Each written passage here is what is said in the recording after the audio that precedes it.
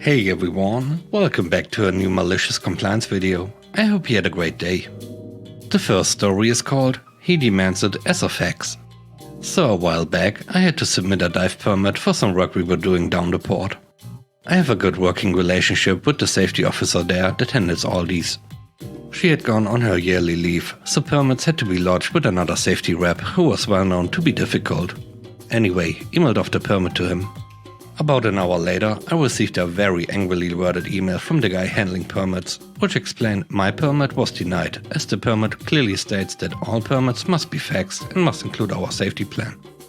I replied that email was the method preferred by their office and that they had requested that we don't attach the safety plans anymore, as we now have a formal meeting to audit our safety plans, and that it was double handling.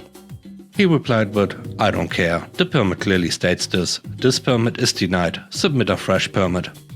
Now the diving safety plan we use for port works is a simplified version of our internal diving safety plan, which covers pretty much every eventuality. The version that we give to clients is about 10 pages. The full version is about 700.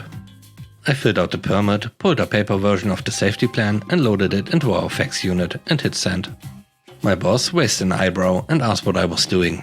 I explained that I was fixing our permitting issue. We found out after a few angry phone calls from the port that the port still had one of those old style spool faxes, which are quite slow.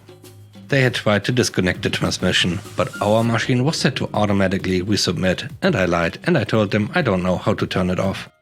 Anyway, the result of that was that the guy was taking off permits, and when the good safety officer got back, she had to update all the permits. She thought it was incredibly funny, as she said everyone in the office would have run-ins with him on everything. The next story is called Only Management Can Grant Overtime. I worked as an assistant in a team of 3 for a broker's office.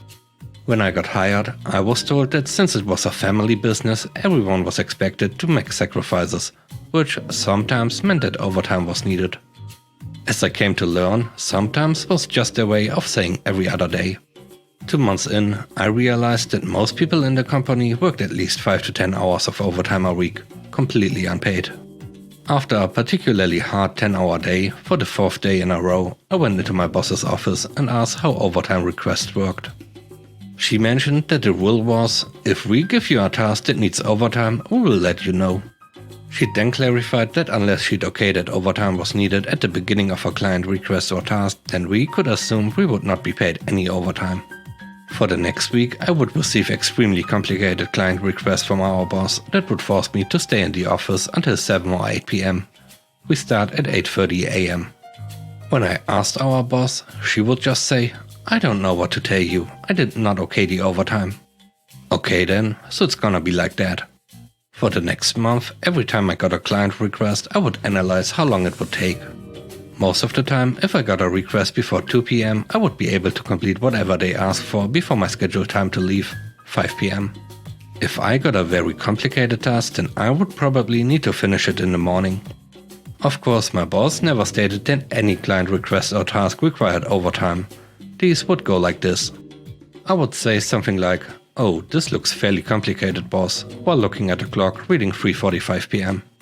And the boss would say something like, "Yes, it sure is."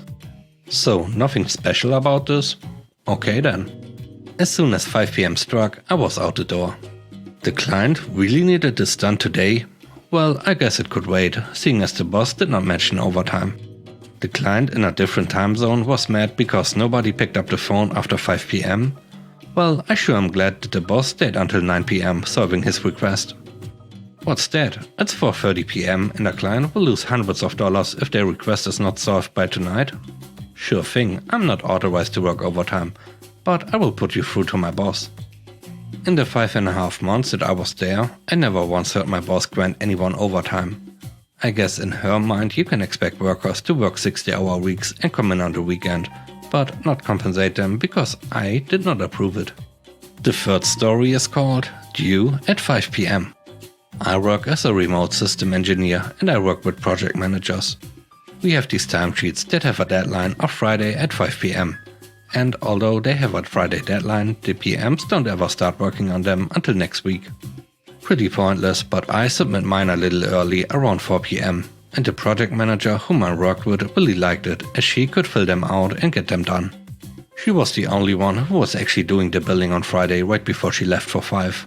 So I made her life pretty easy. One day I had my son's soccer game get bumped up as they were playing 2 games.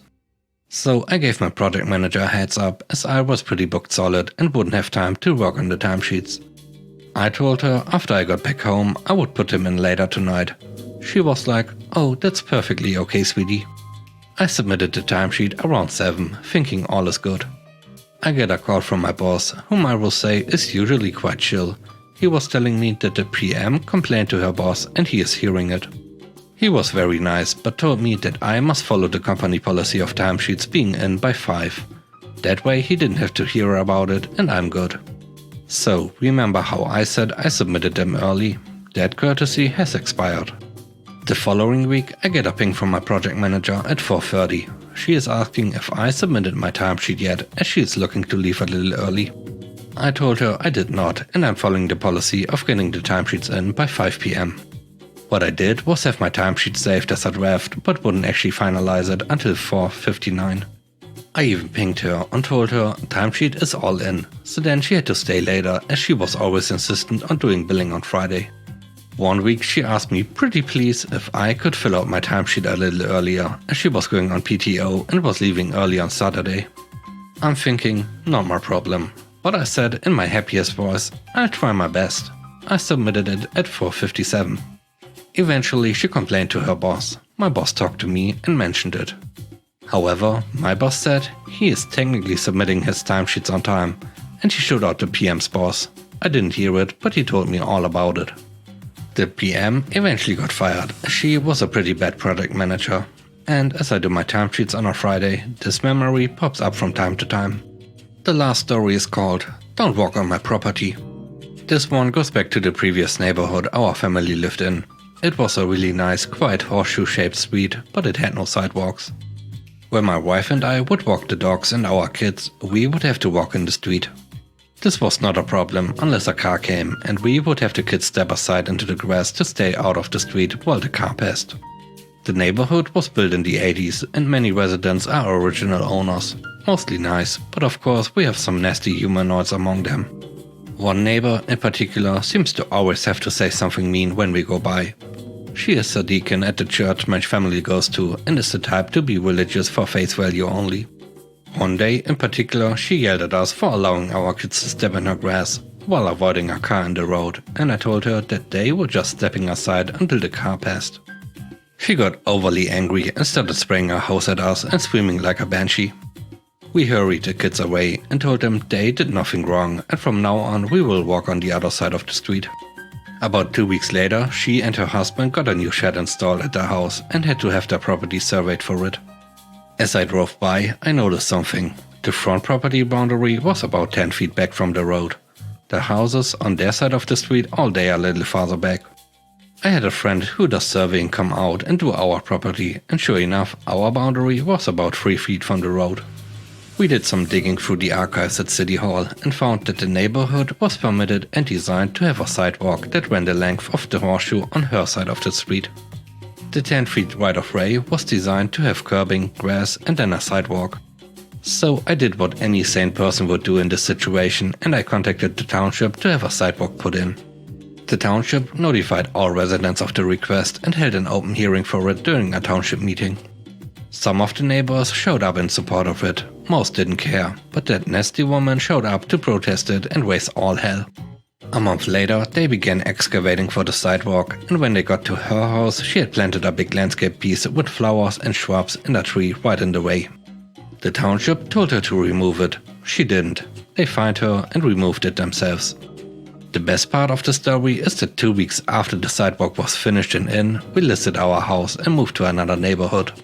She still makes nasty remarks to my mother at church, and we drive by her house while visiting our old neighborhood every now and then.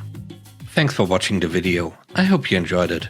If you did, please leave a like, comment and subscribe if you haven't already. It really helps. If you have any ideas how to improve the videos, please let me know in the comments.